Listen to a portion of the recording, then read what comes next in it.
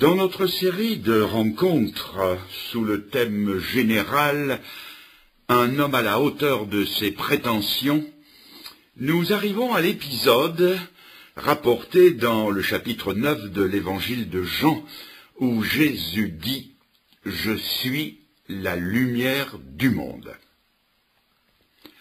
Le premier verset de la Bible nous présente Dieu, le Père, dans la création de l'univers. Je lis « Au commencement, Dieu créa les cieux et la terre ». Dans le deuxième verset, nous trouvons Dieu, le Saint-Esprit, dans son travail silencieux au sein des ténèbres. Je lis que la terre était informe et vide, il y avait des ténèbres à la surface de l'abîme, et l'Esprit de Dieu se mouvait au-dessus des eaux. Dans le troisième verset, on trouve Dieu, le Fils, dans sa victoire sur les ténèbres. Dieu dit, c'est-à-dire Dieu parle, la parole, Dieu dit que la lumière soit, et la lumière fut. Ces trois premiers versets nous expliquent déjà dans un raccourci saisissant l'histoire d'un monde déchu et l'annonce de son rétablissement. Dieu n'a pas créé la terre pour qu'elle soit couverte de ténèbres, ni informe, ni pour être vide. C'est ce que dit Ésaïe 45, verset 18. Le mot pour informe et vide est le mot hébreu tohu bohu, qui se retrouve en littérature et qui veut dire le chaos. Je conseille à ceux qui le peuvent de lire les commentaires Scofield de la Bible qui porte son nom. Ils donnent un éclairage intéressant sur le sujet. Pourquoi le verset 2 de la Bible parle-t-il de tohu bohu, de chaos, de ténèbres, vide et abîme? Parce que entre le verset 1 et le verset 2 aurait eu lieu la révolte de Satan, la tragédie de l'introduction du péché dans l'univers. Et le jugement de Dieu sur le péché fut un cataclysme qui plongea notre globe dans un état chaotique, le tohu-bohu. Et à partir de ce moment, on trouve les trois personnes de la Trinité à l'œuvre pour créer sur la terre des conditions de vie ou des conditions favorables à la vie. Les mêmes trois personnes, la même puissance créatrice, sont à l'œuvre aujourd'hui pour produire le même résultat, c'est-à-dire faire passer des hommes perdus des ténèbres de leur péché à la lumière de l'Évangile. De même que Dieu n'a pas créé la terre tohu-bohu, informe et vide, ténébreuse, chaotique, il n'a pas non plus créé l'homme pécheur. Il l'a créé innocent, libre de ses mouvements et responsable de ses décisions. C'est ce que dit la Bible dans le livre de l'Ecclésiaste, chapitre 7, verset 29, je lis « Dieu a fait les hommes droits, mais ils ont cherché beaucoup de détours. Dieu, par sa parole, avait dit à l'homme « Le jour où tu pécheras, tu mourras certainement. » Mais en couple, ils ont préféré la parole de l'adversaire qui leur a soufflé le contraire. Vous ne mourrez pas, mais vous serez comme des dieux. Et depuis lors, la situation de l'homme est devenue chaotique et sans espoir. D'où une cascade de textes dont en voici deux. Je le tire de la deuxième épître aux Corinthiens au chapitre 4, sous la plume de l'apôtre Paul, inspiré par le Saint-Esprit. Je lis que le Dieu, avec un petit d, le Dieu de ce siècle a aveuglé leur intelligence afin qu'ils ne voient pas briller la splendeur de l'Évangile. Et encore l'épître aux Romains, chapitre 1, verset 21, les hommes se sont égarés dans leurs pensées et leur cœur sans intelligence a été plongé dans les ténèbres. Mais si l'homme, quant à son âme, est séparé de la source naturelle de la lumière qu'est Dieu, il voudra de la lumière à tout prix, et il remplacera celle qu'il a perdue par de l'artificiel. comme le soir nous suppléons au manque de soleil par la lumière électrique. Mais quelque utile que soit cette dernière, qui, je vous le demande, voudrait vivre constamment dans la lumière artificielle? Qui voudrait vivre sous un ciel noir que trouerait seulement la lumière des projecteurs? Qui voudrait vivre 24 heures sur 24 dans une ville lumière, dans un palais éblouissant de clarté fabriquée? Personne ne le voudrait, et d'ailleurs personne ne le pourrait. Le monde dépérirait rapidement comme une plante qui s'étiole. Dans le domaine spirituel, les mêmes lois sont en vigueur. Notre âme a été créée pour vivre dans la lumière de son Créateur, et hors de sa clarté, elle s'étiole et elle dépérit, et aucun substitut ne la remplacera. Des millions d'hommes aujourd'hui laissent faner leur âme sous un ciel d'encre. La nuit de leur péché les sépare du jour vivifiant, et ils n'ont pour toute lumière que le réverbère papillotant de la raison, le projecteur fascinant des richesses, le néon spasmodique du plaisir, le flambeau fumeux du savoir, les cierges fondants de la religiosité, les allumettes éphémères de la célébrité, et avec ces pauvres luminaires, ils s'acheminent en tâtonnant vers le sombre tombeau où les attend l'obscurité de ce que Jésus appelait les ténèbres du dehors. La situation de l'homme coupé de Dieu est sans issue, et elle le resterait si Dieu n'intervenait pas en sa faveur. La clarté dont nous avons besoin pour nos âmes ne viendra pas d'une illumination intérieure quelconque, mais de Dieu qui a dit que la lumière soit et la lumière fut, et de Jésus-Christ dont il est dit sur ceux qui étaient assis dans la région de l'ombre de la mort, la lumière s'est levée. On trouve ça dans l'évangile de Matthieu chapitre 4 et verset 16. La lumière dont nous parlons, la lumière fait trois choses. Premièrement, la lumière dissipe les ténèbres. Deuxièmement, la lumière donne la vie. Et troisièmement, la lumière reflète ou réfléchit la lumière. Premièrement, donc, la lumière dissipe les ténèbres.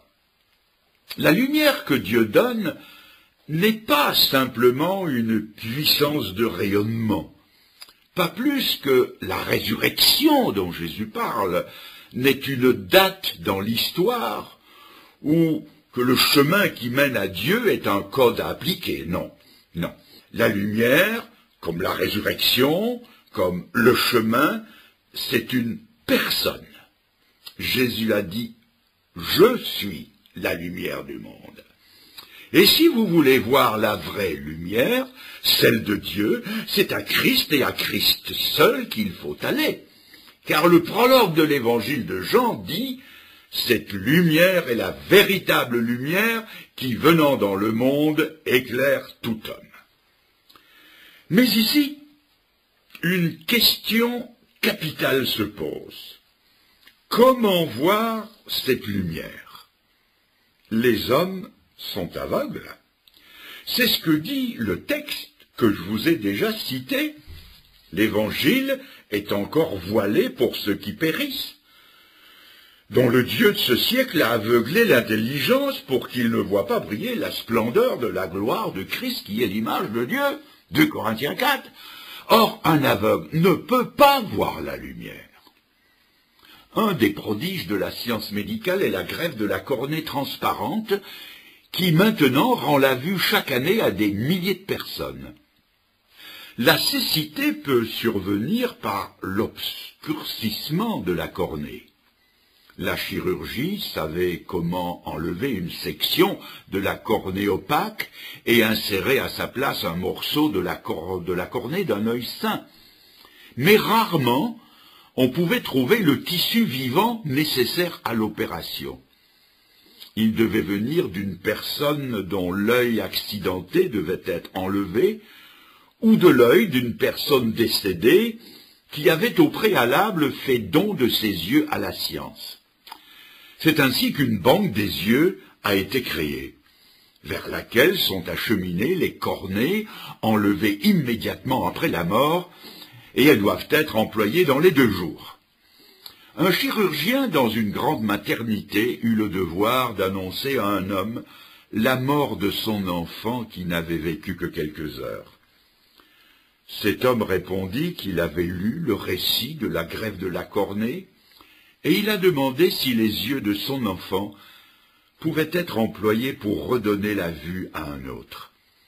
Après formalité, les yeux de l'enfant furent mis dans une solution stérile, et le lendemain employés dans 2 opérations qui rendirent la vue à un père d'une grande famille aveuglé dans un accident d'usine, et l'autre à une jeune mère aveuglée par l'explosion d'un réchaud à alcool.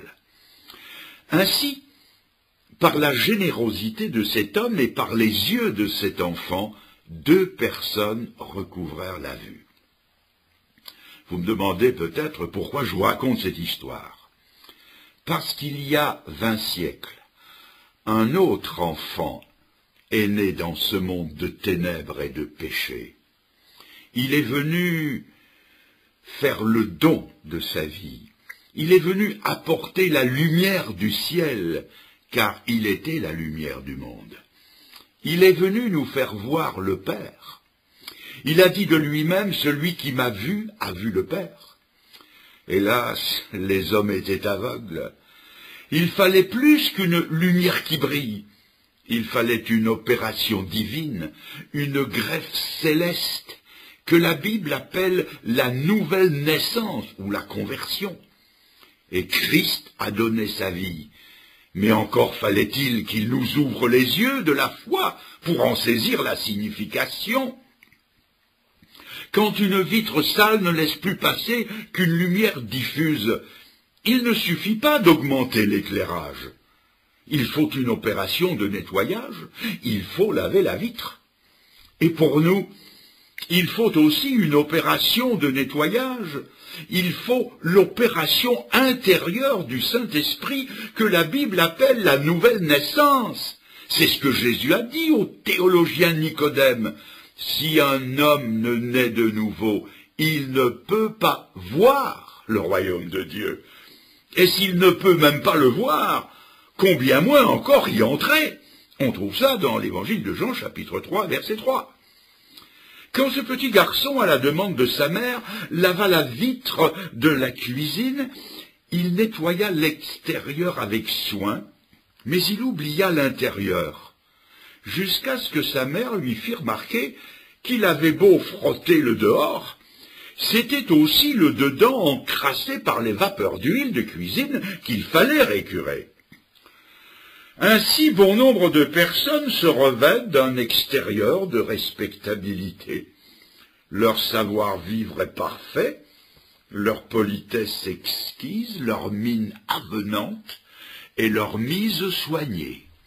Ils sont honorables quant au dehors, mais la lumière de l'Évangile n'a jamais pénétré au-dedans. Le sang de Jésus-Christ qui purifie de tout péché, dit l'Écriture, n'a jamais passé à l'intérieur de leur vie. Et le résultat, comme le disait quelqu'un, c'est que la vitrine est engageante, mais l'arrière-boutique est crasseuse. À Londres, à Hyde Park, il y a un endroit de ce parc très fréquenté qui est appelé le coin des prédicateurs, où n'importe qui peut s'exprimer librement et publiquement.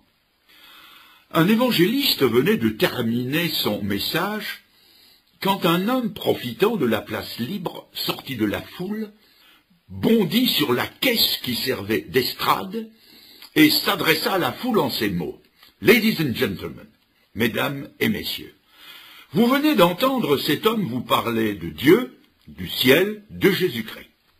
Il a aussi beaucoup parlé de la mort, du péché, du diable et de l'enfer. J'espère que vous n'en croyez rien. Je refuse de croire à ce que je ne vois pas, Et sur ce ton, il continua de ridiculiser le christianisme dans ses articles de foi. Mais il n'allait pas s'en tirer si facilement. Comme il terminait sa harangue, un autre homme se fraya un chemin à travers la foule, et il s'adressa à elle en ces termes. « Ladies and gentlemen, mesdames et messieurs, chers amis, j'entends dire que près d'ici coule une rivière. Je n'en crois rien. Beaucoup disent que l'herbe des alentours est d'un beau vert tendre. Je n'en crois rien. Certains disent que le long de ces promenades, il y a de beaux buissons fleuris qui plaisent à l'œil. Je le déclare à nouveau, je n'en crois rien. Je sais que vous tous ici qui m'écoutez, vous pensez, cet homme parle comme un insensé. Et pourtant je suis sérieux. Je n'ai jamais vu la rivière. Je n'ai jamais vu l'herbe verte. Je n'ai jamais regardé les belles fleurs, car je suis aveugle-né. Et plus je vous parle de ces choses, plus il vous devient évident qu'à moins que ma vue soit restaurée, je ne verrai jamais les choses dont je parle. Mais cela ne justifie pas mon insistance à ne pas croire en ce que je ne vois pas, certainement pas. Se tournant alors dans la direction de celui qui avait parlé, il dit, « Monsieur, par vos dénégations, vous ne démolissez pas ce qui existe. La seule chose à laquelle vous êtes arrivé, c'est à prouver que vous étiez aveugle, aveugle spirituellement, et qu'en cela est la raison de votre incompréhension de ce que d'autres savent être la vérité. »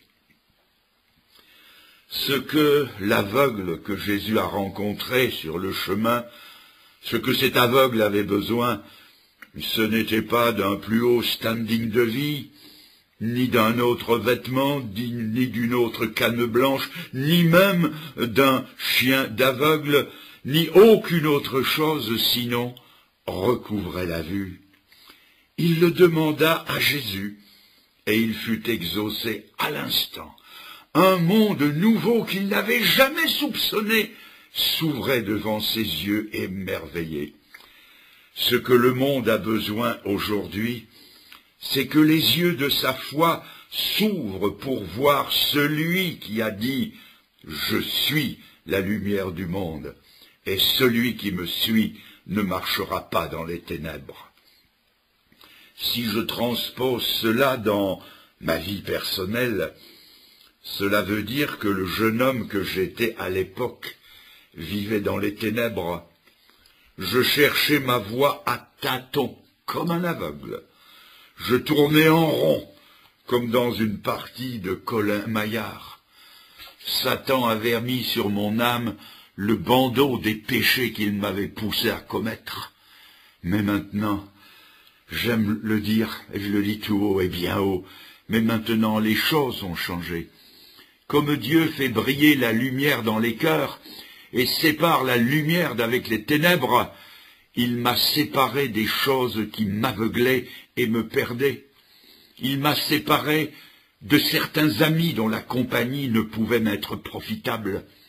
Il m'a séparé de certaines habitudes négatives, d'un certain langage déplacé, de certaines passions qui dominaient sur moi et dont je n'avais pas le contrôle, de certains spectacles mondains, autant frivoles que légers, qui souillaient mon âme, de certains regards que je posais sur les autres, de la concupiscence ambiante, comme des propos scabreux et des histoires grivoises, et d'une kyrielle d'autres choses plus obscures les unes que les autres.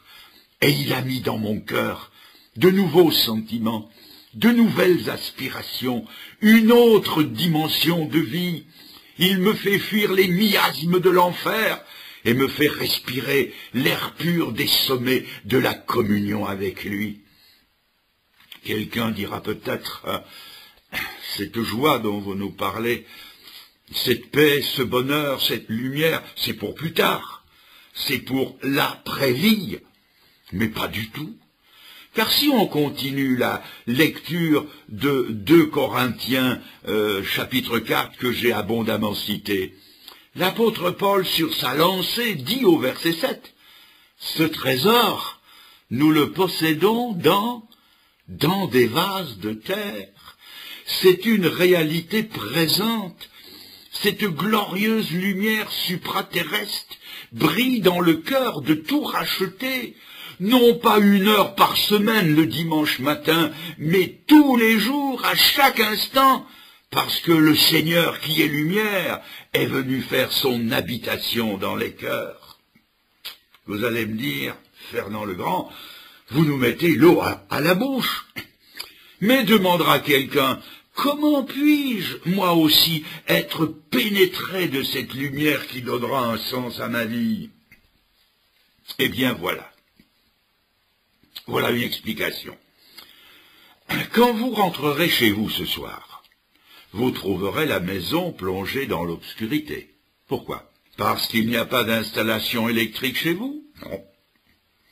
Parce qu'il y a une coupure générale de courant? Non, bien sûr. Parce qu'il n'y a pas d'ampoule au lustre? Non, bien sûr. Mais tout simplement parce qu'en quittant la maison, vous avez éteint les lumières en actionnant l'interrupteur. Vous avez ainsi mis l'installation hors circuit. Eh bien ça, c'est notre état spirituel. Je vous l'ai dit, nous sommes coupés de Dieu. Nous sommes hors circuit avec Dieu, et même en court-circuit avec lui. Nous avons perdu le contact avec lui, c'est la Bible qui le dit, je vous cite, Ésaïe 59. Ce sont vos péchés qui ont fait séparation, coupure entre vous et votre Dieu. Et le résultat, c'est qu'on est dans l'obscurité, comme lorsqu'on a tout éteint en quittant l'appartement. Que faut-il faire pour retrouver la lumière? Simplement 3 choses. La première, savoir où est l'interrupteur. La deuxième, croire que si vous appuyez sur le bouton, la lumière reviendra. Et troisièmement, il faut appuyer sur le bouton. Et de même, pour retrouver la lumière de l'âme, il faut faire ces 3 choses. La première, reconnaître que vous êtes hors circuit avec Dieu et coupé de lui par vos péchés. La deuxième, c'est de croire que si vous en appelez à Jésus-Christ, la lumière du pardon vous illuminera. Et la troisième, c'est passer à l'acte, pousser sur le bouton si vous préférez, c'est-à-dire le recevoir dans votre cœur comme votre sauveur personnel et, en un éclair, la lumière jaillira dans votre vie. Nous venons donc de voir le premier point, nous l'avons vu assez longuement, la lumière dissipe l'obscurité. Voici le deuxième point, la lumière donne la vie. Portez les yeux partout, et vous verrez que la lumière et la vie sont indissociables. La lumière appelle la vie. La graine de haricot que l'on enfouit dans le potager, le jardin, ne s'enfonce pas dans la terre. Il monte en surface vers la lumière. Les fleurs se ferment la nuit et s'ouvrent à la clarté du matin. Les enfants qui vivent au grand air sont roses et joufflus, ceux qui sont séquestrés sont pâles et falots. Les pommes de terre de conservation, tenues dans l'obscurité de la cave, poussent des germes blancs de plus d'1 mètre vers le soupirail, d'où filtre un rayon de lumière. L'aspiration à la lumière est universelle, et c'est vrai spirituellement parlant. Au chapitre 9 du livre des Actes des Apôtres, on rencontre un homme, Saul de Tarse, qui respire la haine et le meurtre contre les premiers chrétiens. Muni de lettres qui lui donnent plein pouvoir, escorté de la troupe, il monte vers Damas pour ravager l'église naissante qu'il considère comme une secte qu'il faut faire disparaître. Partout où il passe, ce tigre cruel, qui avait donné son suffrage au meurtre d'Étienne, le premier martyr chrétien, emmène d'innocentes victimes liées vers les prisons. À Jérusalem comme à Damas, on tremble, mais on prie. Et tandis que Saul de Tarse brûle les étapes, dans le ciel, un événement stupéfiant se prépare. Le branle-bas de combat sonne. Ce n'est pas un ange puissant qui se prépare à défendre des agneaux sans défense, ni un archange, ni les armées des cieux, mais c'est Jésus lui-même qui se lève alors qu'il vient à peine de rentrer dans le ciel après son ascension. Stupeur dans le ciel, étonnement sur la face des anges, celui qui est la lumière du monde descend avec gloire sur le chemin de Damas. L'intense rayonnement de son apparition éclipse celle du soleil, plaque Saul de Tarse au sol, et la voix du Seigneur tonne, « Saul, Saul, pourquoi me persécutes-tu » Frappé d'aveuglement, on le conduira dans une maison à Damas, où pendant 3 jours, il va se mettre à prier. Ces longues heures de tête à tête avec le Seigneur sont un terrain sacré. C'est pendant qu'il est là, aveugle, que la lumière douce de l'Évangile fait son chemin dans son cœur endurci, et que des écailles lui sont tombées des yeux, lui prouvant à quel point il était aveugle. Ce que je veux que vous voyiez, c'est que dans la maison où on l'a conduit, il est entré aveugle. Il en est sorti voyant clair. Il y est entré comme un tigre. Il en est sorti comme un agneau. Il est entré fils du diable. Il en est sorti enfant de Dieu. Il est entré pharisien orgueilleux. Il en est sorti humble esclave de Jésus-Christ. Il est entré Saul de Tarse, il en est sorti Paul, le prince des apôtres. Il est entré mort dans ses péchés, il en est sorti vivant pour Dieu. La vie et la lumière de Christ étaient en lui. Ces 3 jours ont marqué sa vie et façonné son ministère au point que plus tard, dans sa défense, devant une cour royale composée du roi Agrippa, de Bérénice et du gouverneur Festus, il redira les paroles qu'il avait entendues de la bouche du Seigneur à cette occasion. « Je t'ai choisi du milieu de ce peuple et du milieu des païens vers lesquels je t'envoie, pour que tu leur ouvres les yeux, pour qu'ils passent des ténèbres à la lumière et de la puissance de Satan à Dieu, pour qu'ils reçoivent par la foi en moi le pardon des péchés et l'héritage avec les sanctifiés. » Nous en arrivons à notre 3e point. Nous avons dit premièrement que la lumière dissipe les ténèbres. Deuxièmement, que la lumière donne la vie. Et maintenant, troisièmement, que la lumière reflète ou réfléchit la lumière. Recevoir Christ comme lumière de vie, c'est recevoir la responsabilité qu'il nous transmet lorsqu'il dit « On n'allume pas une lampe pour la mettre sous le boisseau, on dirait aujourd'hui sous un capuchon, mais on la met sur un chandelier, et elle éclaire tous ceux qui sont dans la maison. Que votre lumière luise ainsi devant les hommes, afin qu'ils voient vos bonnes œuvres, et qu'ils glorifient votre Père qui est dans les cieux. » On trouve ces paroles du Seigneur dans le chapitre 5 de l'Évangile de Matthieu. Chaque jour, le soleil descend sur l'horizon et disparaît. Le désespoir nous étreindrait s'il ne devait plus réapparaître le lendemain. Ce serait pour le monde entier une lente agonie.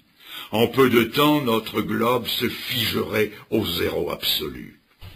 Mais Dieu nous a laissé un signe irréfutable qui nous prouve que, même absent, il continue de briller et que bientôt l'astre de la vie sera de nouveau là. Nous tournons les regards vers une autre partie du ciel et nous voyons cette oblongue capsule, la blonde amie de Cyrano de Bergerac qui nous fait un clin d'œil complice pour nous dire que il est toujours là le soleil, et que bientôt Chanteclair, avec le frère d'or du haut de son clocher, pourra chanter son hymne au soleil. La lune, c'est un astre mort en lui-même, qui n'a pas de lumière propre, mais qui fidèlement reflète la lumière du soleil disparu, et nous garantit que, quoiqu'invisible à nos yeux, il brille toujours du même éclat. De même, pendant l'absence de son Seigneur, le chrétien est appelé à refléter dans sa vie l'éclat lumineux de ses perfections, comme la lune reflète l'éclat du soleil. Bien sûr, chacun l'a compris, on n'aura jamais un coup de soleil en regardant la lune, mais un authentique chrétien par sa vie atteste que le Seigneur est toujours là et que bientôt il va revenir.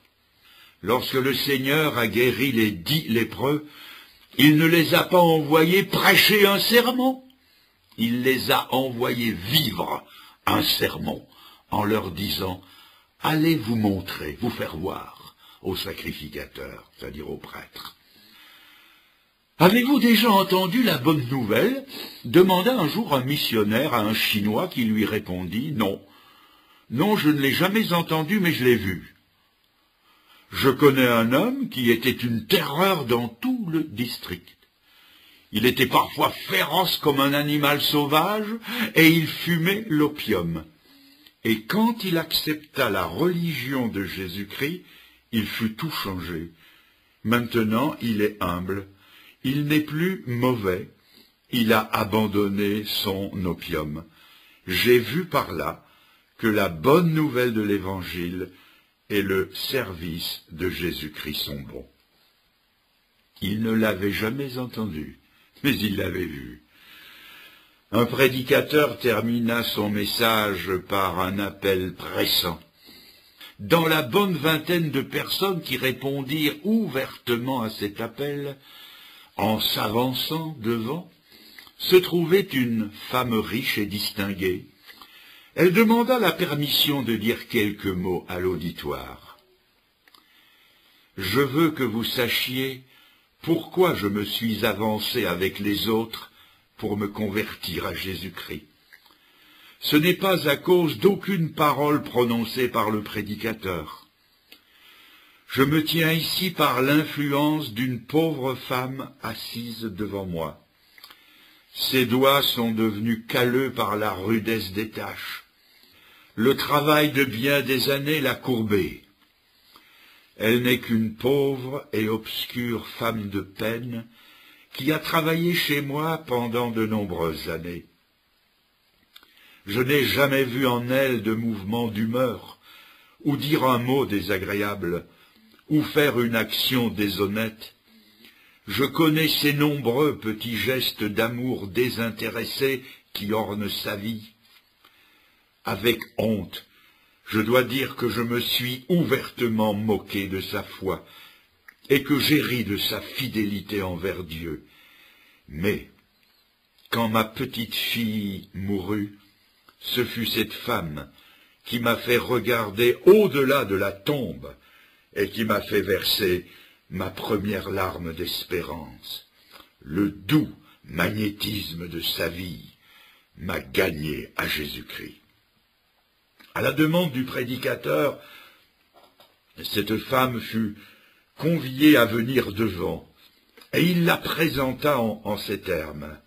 Il dit « Je vous présente le vrai prédicateur de ce soir. » L'audience tout entière se leva dans un silence respectueux, non exempt de quelques larmes. Mes amis, les lampes ne parlent pas, elles éclairent. Les phares ne font pas de bruit, ils illuminent. Vous donc, mes amis qui ne connaissez pas encore Christ comme votre sauveur personnel, mais qui êtes néanmoins venus ici ce soir pour écouter la prédication de sa parole, tandis que la lumière de l'Évangile parcourt encore ce monde, tournez-vous vers lui avant que ne viennent les jours sombres prophétisés par le Seigneur. Pendant que je suis dans le monde, je suis la lumière du monde, mais la nuit vient où personne ne peut plus travailler. Nous terminons par une courte prière que je vous invite à suivre et même à vous approprier en la redisant silencieusement de tout votre cœur à Dieu. Et je vais la dire, je vais prier plutôt lentement afin que vous puissiez suivre et vous l'approprier. Nous nous inclinons tous. Dieu, merci pour ta parole qui a été méditée ce soir. Dites-le lui aussi, je m'y suis reconnu, surtout dans les zones d'ombre. J'ai souvent tourné le dos à la lumière de ton Fils, et ma propre ombre était là devant moi, à mes pieds. Dites-lui, je n'ai aucune excuse à te présenter. Seigneur, j'ai presque toujours préféré les ténèbres à ta lumière parce que, comme tu l'as dit, mes œuvres étaient mauvaises. Seigneur, j'acquiesce à ton diagnostic. Je me repens. Je te demande pardon. Je range mes excuses et je me range à tes raisons. Je fais demi-tour. Je m'expose pleine face à la lumière de ton salut. Seigneur, je veux marcher à ta lumière et je te reçois dans mon cœur. Je veux rester fidèle à l'engagement que je prends solennellement aujourd'hui. Seigneur, je t'en prie, aide-moi à tenir cet engagement jusqu'au bout. Merci Seigneur, merci. Amen. Amen.